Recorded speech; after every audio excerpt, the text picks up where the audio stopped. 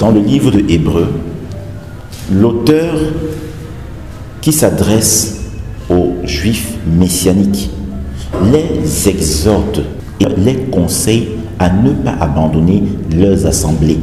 Bon, pour bien se situer dans la pensée de l'auteur, afin de ne pas être entraîné par tous les écueils doctrinaux qu'on retrouve aujourd'hui, où les gens vous diront que vous n'êtes pas obligé d'être dans les assemblées, vous n'êtes pas obligé à cause des dérives qu'on voit dans certaines communautés. Il faut comprendre que dans la pensée originale de l'auteur et en fonction du contexte dans lequel il se trouvait, les assemblées dont il parlait n'avaient rien à voir avec les assemblées telles que nous les connaissons aujourd'hui. Parce qu'il y a eu tellement de perte de sens au fur et à mesure que les temps sont passés. Voilà pourquoi le Saint-Esprit s'efforce toujours à interpeller ses enfants pour les ramener dans le sens original, selon la constitution primitive de son idéologie. Donc les assemblées dont il parlait là, ce n'est pas les assemblées pentecôtistes. Ce n'est pas les assemblées des gens qui disent qu'ils ont la vérité là. Ça n'a rien à voir. C'est les assemblées qui sont véritablement fondées sur le roc séculaire, sur la vérité, sur les différentes doctrines établies par Jésus-Christ lui-même. Et vous voyez qu'une fois de plus, l'auteur aux Hébreux rappelle ces doctrines. Il exhortera les saints de ne pas construire sur autre chose qui a déjà été bâti, de ne pas construire sur d'autres fondements, de ne pas partir mais creuser d'autres fondements afin d'ériger une construction dessus, d'exploiter les fondements qui ont déjà été établis par le Seigneur afin de construire maintenant avec l'Esprit Saint la maison du Seigneur dessus. Bon, aujourd'hui, à cause des dérives de quelques hommes de Dieu, il y a des hérésies, je dis bien des hérésies, qui laissent entendre aujourd'hui aux chrétiens qu'ils ne sont plus obligés ou tenus d'être dans les communautés, parce que les communautés sont consubstantielles à Babylone. Je vous dis encore que c'est très grave. Tous ces enseignements-là sont en phase avec le programme général de l'Antéchrist. Voilà pourquoi ici, dans le psaume, on dira: les rois de la terre vont se liguer avec les princes de la terre contre les commandements de Dieu et contre son Mashiach. Parce que quand tu te ligues contre l'ordre que Dieu a établi, ça veut dire que tu te ligues contre le Mashiach lui-même. Et tout à l'heure, quand je vais progresser, je vais vous faire un enseignement aujourd'hui, vous allez comprendre un certain nombre de choses. Donc, ces ensembles d'enseignements-là qui poussent de plus en plus les chrétiens à abandonner les assemblées où ils peuvent être bâtis sont complètement antichristes. Pourquoi? Parce que quand l'auteur le disait, il savait que les différents lieux de regroupement physique, qu'importe l'endroit, lorsque les enfants se réunissent déjà, ils grandissent automatiquement en expérience. C'est pour ça que quelque part, vous verrez, l'apôtre Paul dit: nous ne sommes pas de ceux qui se réunissent pour se perdre. Ça veut dire que mystiquement, lorsque les enfants de Dieu prennent plaisir à se réunir, à se regrouper, même s'il y a souvent des incompréhensions, même s'il y a souvent des frustrations, parce qu'on cherche à suivre la voie, on va prendre les choses du bon sens. C'est pour ça qu'il est écrit après que tout ce que Dieu fait est bon. Et quelque part on dira: le faire existe le faire. La plupart des gens que vous voyez rester à la maison, c'est des lâches. Et c'est aussi des orgueilleux. C'est des gens qui ne veulent pas être soumis à l'ordre que Dieu a établi dans ses communautés. Et c'est des gens qui ont parfois peur de pouvoir affronter leur propre ego. Parce que autrui en communauté qui manifeste un certain comportement réactionnel au mien peut être pour moi comme un miroir qui reflète ma propre image, qui reflète ma propre nature. Vous comprenez? C'est pour ça que l'auteur des Hébreux leur dira de ne pas abandonner les assemblées. Vous voyez, beaucoup là préfèrent abandonner les assemblées de Dieu pour se retrouver de plus en plus dans leur propre maison, qui ne sont pas forcément des assemblées. Parce qu'on dit assemblée, ça veut dire que là où des gens sont réunis avec la mentalité du Seigneur Jésus-Christ.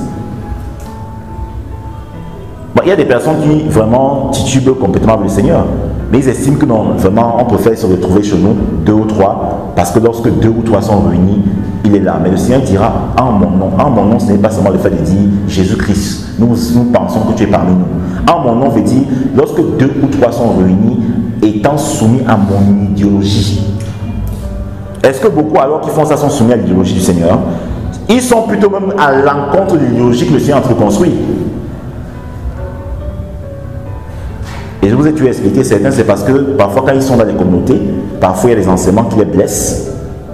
Ça vient parfois blesser les représentations qu'ils ont déjà faites, qu'ils ont déjà arrêtées dans leur vie. Certaines personnes n'arrivent pas à supporter les frustrations parce qu'ils sont tellement sains que lorsque une personne le frustre, il n'arrive pas à se travailler pour se transcender. C'est ce qui arrive en fait la plupart du temps. Or, le Seigneur savait très bien que c'est dans ce climat-là qu'on peut justement grandir davantage. Et je vous ai dit de faire attention, parce que ce genre de personnes-là viennent en réalité pour importer même de temps à autre, quand ils viennent dans les communautés messianiques, les mentalités et les expériences du monde. Parce que même dans le monde, il y a aussi des expériences. Mais ces expériences n'ont rien à voir avec les expériences qui sont conçues dans la communauté messianique. Voilà pourquoi à l'origine, vous voyez, on vous parlait de l'église primitive où tous vivaient ensemble. Parce qu'ils s'étaient rendu compte qu'en restant ensemble, ils vont mieux se construire, non pas selon le judaïsme, mais selon la nouvelle spiritualité messianique. Qu'est-ce que les gens veulent nous apporter aujourd'hui là? Je vous dis toujours ça. C'est pour ça que je suis depuis déjà 1 an et demi, je suis courroucé contre ces choses-là, 2 ans déjà. C'est des hérésies. C'est des insoumis. Mais vous allez voir, ils prendront plus plaisir à être soumis à l'ordre selon le monde. Et je vous ai dit que c'est deux notions antithétiques. Où on est soumis à l'ordre selon les lois mondaines, et du coup on vit dans le désordre selon la loi de Dieu. Où on est soumis à l'ordre selon la loi de Dieu, et on vit dans le désordre selon la loi mondaine. C'est pour ça que vous allez voir ce genre de personnes, quand ils arrivent dans les institutions humaines, ils se tiennent à carreau. Quand ils arrivent comme ça parfois à la préfecture, quand ils arrivent parfois comme ça aux impôts, quand ils arrivent devant ces autorités, ils se tiennent à carreau. Ils sont tellement soumis à l'ordre selon le monde. Mais ils n'arrivent pas, quand ils arrivent dans les communautés messianiques, dans l'ecclésia mystique du Seigneur, ils ne veulent pas du tout se soumettre aussi à l'ordre qu'il établit. Ou tu choisis un et tu laisses l'autre. C'est comme ça. Et je vous avais dit, c'est pour ça que quand les autorités vont dire, nous ne voulons plus qu'il y ait des regroupements de personnes, ils vont trouver en ce commandement-là un prétexte légitime pour abandonner le commandement du Seigneur. Et quand vous allez les provoquer, ils vous diront que c'est le Seigneur qui a établi les autorités. Attention, le Seigneur a établi les autorités, mais il n'a pas établi les différentes lois que les autorités instituent. Parce que quand on parle des autorités, les gens voient directement le président, sinon les autorités, on passe d'abord l'autorité, c'est-à-dire c'est l'ordre de Dieu. Même dans le royaume de Dieu, il y a un certain ordre. Il y a des autorités, on vous parlera des archanges, des séraphins, on vous parle, voilà l'autorité qu'il établit. Et comme nous sommes dans un monde visible, il faut bien qu'il y ait aussi sa représentation dans le monde visible. Donc il aurait aimé, il a même justement voulu qu'il y ait des autorités, mais ces autorités-là parfois ne se comportent pas, ne se conforment pas à sa loi. Puisque ces autorités-là qui sont établies ne marchent pas selon les lois que Dieu a instituées. On voit très bien ici, les rois de la terre et les princes vont se liguer contre loin de Dieu. Donc la plupart des édits qui viendront d'eux ne sont pas des édits en phase avec la loi morale. Pendant que le Seigneur dit qu'il a en abomination l'homosexualité, les nations de la terre vont plutôt voir comment établir partout une loi qui supporte l'homosexualité, qui tolère. Une loi inclusive. Et on va même te dire à un moment donné que si tu parles mal l'homosexuel, c'est toi plutôt qui sera poursuivi. C'est ce qu'on voit dans beaucoup de pays.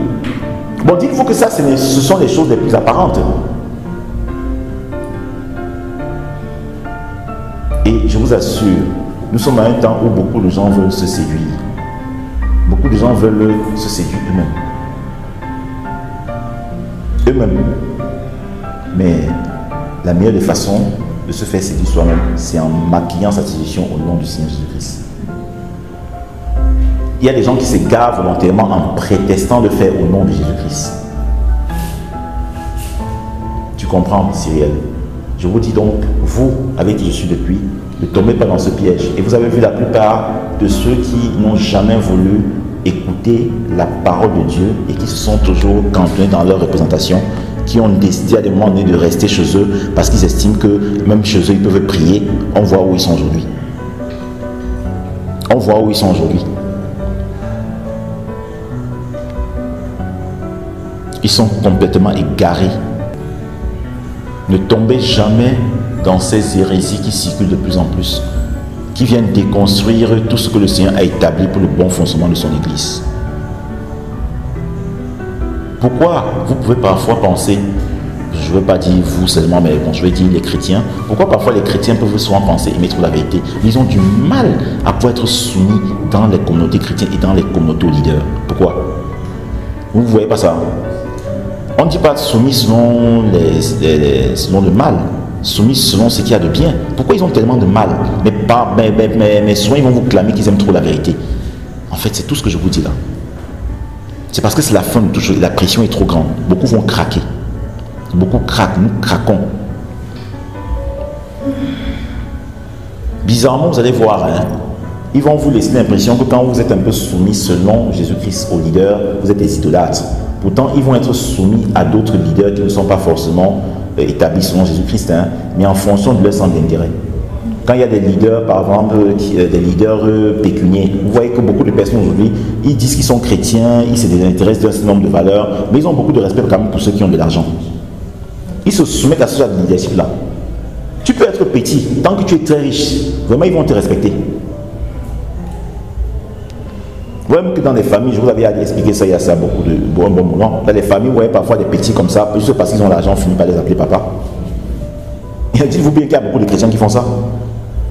Mais quand ils arrivent dans les communautés chrétiennes, c'est difficile pour eux de se soumettre à ça. Pourquoi? Parce qu'ils n'ont aucune valeur, ils n'ont aucune force intérieure selon Jésus-Christ. Et ils refusent même d'être renforcés par l'Esprit de Dieu afin de tenir aux pressions du siècle présent.